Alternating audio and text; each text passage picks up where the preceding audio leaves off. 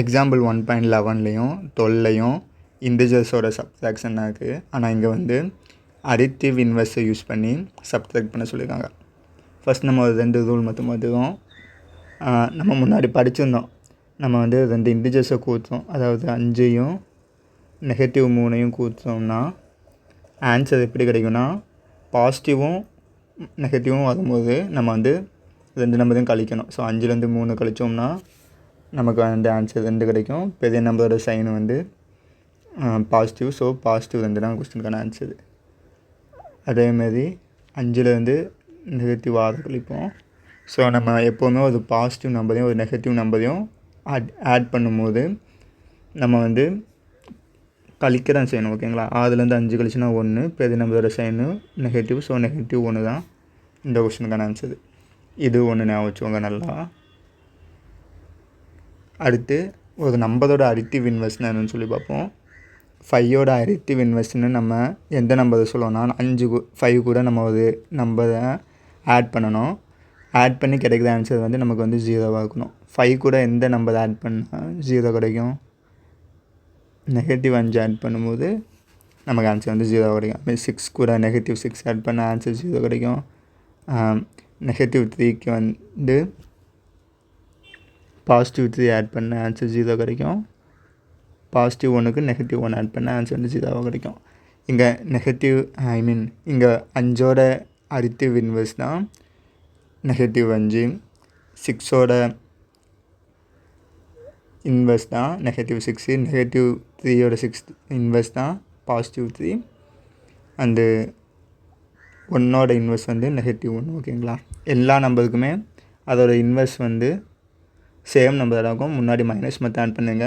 இப்போ மைனஸ் நம்பருக்கு வந்து பாசிட்டிவ் தான் அதோட இன்வெர்ஸ் இருக்கும். சப்ட்ராக்ஷன் வந்து எப்படி இந்த அடிட்டிவ் இன்வெர்ஸ் யூஸ் பண்ணி பண்ணோம்னா, நம்ம இப்போ 2 நம்பர் சப்ட்ராக்ட் பண்ணோம்னா இதுக்கு கிடைக்கிற ஆன்சரும் பியோட அடிட்டிவ் இன்வெர்ஸை ஏ கூட ஆட் பண்ணதுக்குள்ள ஆன்சர் வந்து சேமாக தான் இருக்கும். எக்ஸாம்பிளுக்கு 5லேருந்து 3ஐ மைனஸ் பண்ணுவோம். மேலே உள்ள டெஃபினேஷன் படி எழுதும்.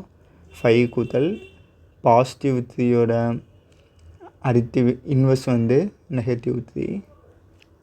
ஸோ 5யும் 3யும் ஆட் பண்ணால் நமக்கு ஆன்சர் வந்து 2 கிடைக்கும். இங்கே 5லேருந்து 3ஐ சப்ட்ராக்ட் பண்ணாலும் நமக்கு ஆன்சர் வந்து 2 தான் கிடைக்கும். இதுதான் நம்ம வந்து அடிட்டிவ் இன்வெர்ஸை யூஸ் பண்ணி சப்ட்ராக்ட் பண்ணுறது. இந்த ஃபார்மை வச்சு தான் நம்ம இங்கே மேலே உள்ள 4 சமையும் சால்வ் பண்ண போகிறோம். எக்ஸாம்பிள் 1.11ல் உள்ள ஃபஸ்ட்டு சம் பார்க்கலாம். சப்ட்ராக்ட் -40 ஃப்ரம் 70 சொல்லி கேட்டிருக்காங்க. ஸோ நம்ம 70லேருந்து -40வை சப்ட்ராக்ட் பண்ணுவோம். ஃபஸ்ட்டு 70 அப்படி எழுதிடும். ப்ளஸ் இந்த டெஃபினேஷன் படி நம்ம சம் எழுதும்போது -40யோட இன்வெர்ஸ் வந்து +40. 2யும் ஆட் பண்ணால் நமக்கு வந்து 110 வந்து ஆன்சராக கிடைக்கும். இதுதான் ஃபஸ்ட்டு கொஸ்டினுக்கான ஆன்சர். அடுத்து செகண்ட் கொஸ்டினுக்கான ஆன்சர் பார்ப்போம். சப்ட்ராக்ட் -20லேருந்து -12 சப்ட்ராக்ட் பண்ண சொல்லியிருக்காங்க. ஸோ ஃபஸ்ட் நம்ம -20 எழுதிடலாம். -12ஓட இன்வெர்ஸ் வந்து +12. 2 நம்பரை ஆட் பண்ணும்போது சைன் வேறு இருந்துச்சுன்னா நம்ம வந்து சப்ட்ராக்ட் பண்ணுவோம். 20லேருந்து 12 போச்சுன்னா ஆன்சர் 8. பெரிய நம்பரோட சைனு நெகட்டிவ். ஸோ -8 தான் செகண்ட் சம்முக்கான ஆன்சர்.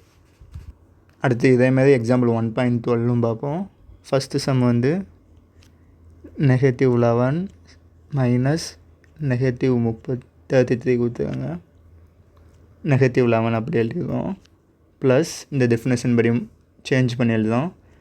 -33யோட ஆப்போசிட் வந்து +33. நம்ம 33லேருந்து 11 சப்ட்ராக்ட் பண்ணால் நமக்கு ஆன்சர் வந்து 22 கிடைக்கும். பெரிய நம்பரோட சைனு பாசிட்டிவ் தான். ஸோ +23 தான் எக்ஸாம்பிள் 1.12 உள்ள ஃபஸ்ட்டு சம்முக்கான ஆன்சர். செகண்ட் சம் பார்ப்போம். -90லேருந்து -50யை சப்ட்ராக்ட் பண்ணுறாங்க. சம்மை வந்து சேஞ்ச் பண்ணி எழுதிடுவோம். -50யோட இன்வெர்ஸ் வந்து +50. 90லேருந்து 50 கழிச்சா நமக்கு ஆன்சர் வந்து 40 கிடைக்கும். பெரிய நம்பரோட சைன் நெகட்டிவ், ஸோ -40 தான் லாஸ்ட் சம்க்கான ஆன்சர். இந்த எக்ஸாம்பிள் 1.11லேருந்தும் 1.12லேருந்தும் கற்றுக்கிட வேண்டிய முக்கியமான விஷயமே இந்த ப்ராப்பர்ட்டி தான். 2 நம்பரை சப்ட்ராக்ட் பண்ணி கிடைக்கிற ஆன்சரும் அந்த நம்பர் கூட அதோட ஆப்போசிட்டு, அதாவது இன்வெர்ஸ் ஆட் பண்ணுற நம்பரும் ஈக்குவலாக தான் இருக்கும். இதுதான் இந்த எக்ஸாம்பிள் 1.11லேருந்தும் 1.12லேருந்தும் கற்றுக்க வேண்டிய முக்கியமான விஷயம்.